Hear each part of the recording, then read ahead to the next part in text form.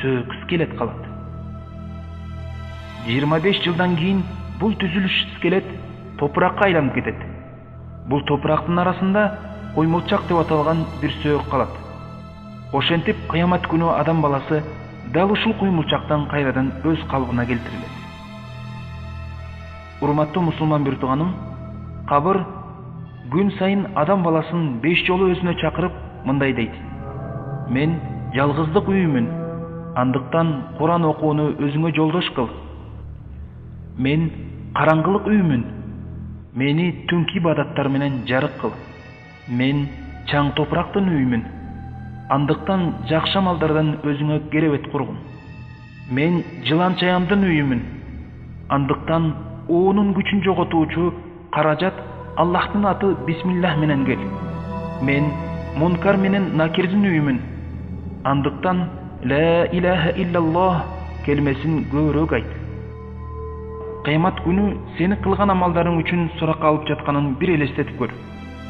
Жана сен өзүңө мен тозокко эле түшөмүн деп айтасың. Албетте сен мени жер жутуп эле алса экен дейсиң. Элестеттиңби? Анда сен эмне жөнүндө кыялданасың?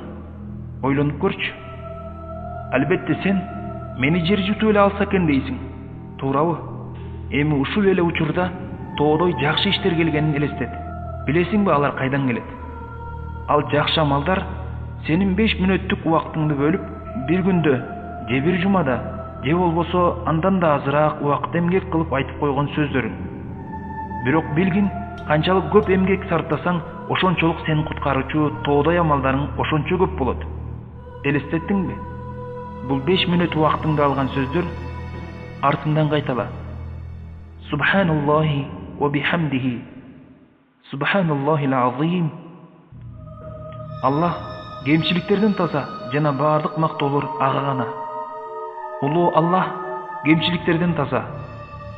Айттыңбы? Сен азыр кандай соопторго ээ болгонуңду билесиңби? Билгин, сен азыр өзүңдүн жакшы амалдар идишиңди салмактуу кылдың. Сен канчалык көп айтсаң, ошончолук сенин идишиң салмактуу болот.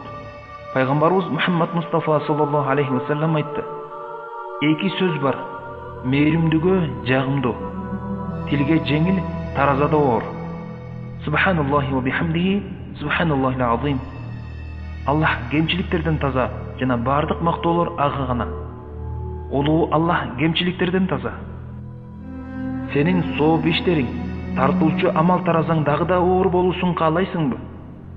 Бул кабарды башкаларга жеткирип бөлүшкүн. Көңүл кош мамиле кылба.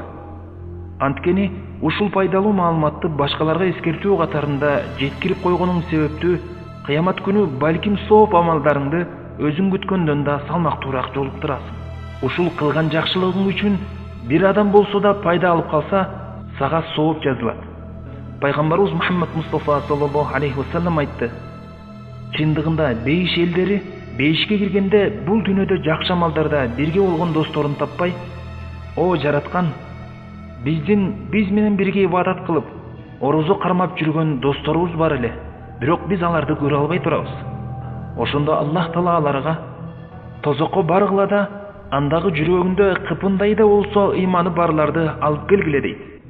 Хасан аль-Басри, Аллах аны өз мээримине алсын, мындай деген: ыймандуулардан өзүңөргө көбүрөөк дос алгыла. Анткени чындыгында алар кыямат күнү силерге жактоочулук кылышат. Ибн Каййим, Аллах аны өз мээримине алсын, мындай деген: эгерде силер мени бейиште өз араңарда таппасаңар, анда мен жөнүндө сураштырып мындай дегиле: о жараткан, баланча деген бир кулуң сен жөнүндө эскерчү эле. Андан кийин Ибн Каййим, Аллах аны өз мээримине алсын, ыйлап жиберди: силерден суранарым, эгерде мени бейиште өз араңарда таппасаңар, мен жөнүндө сураштыргыла. Мүмкүн мен да силерди Аллахка эскерип калармын. Аллах кемчиликтерден аруу жана улуу. О Аллах, биз сенден сага ибадат кылууга өгүт кылып, сен жөнүндө эскерте турган имандуулар менен достоштуруңду суранабыз. Урматтуу мусулман бир тууганым, ден соолукта болууну каалайсыңбы? Орозо карма. Жүзүң нурдуу болуусун каалайсыңбы? Түндө ибадат кыл. Кыйынчылыктардын кетүүсүн каалайсыңбы? Куран оку. Бактылуу болууну каалайсыңбы? Намазды өз убагында оку. Жеңилдөөнү каалайсыңбы? Күнөөлөрүңдүн кечирилүүсүн тиле. Кайгы кападан кутулууну каалайсыңбы? Дуа кыл. Кыйынчылыктардан арылууну каалайсыңбы? Ла хаула ва ла куввата илля биллах деп айт. Жыргалчылык, жакшылыкты каалайсыңбы? Пайгамбарыбыз Мухаммад Мустафа саллаллаху алейхи ва салламга салаваттарды айт. Сооп алууну каалайсыңбы? Анда бул кабарды туугандарыңа, досторуңа жеткиргине. Ассаламу алейкум ва рахматуллахи ва баракатух.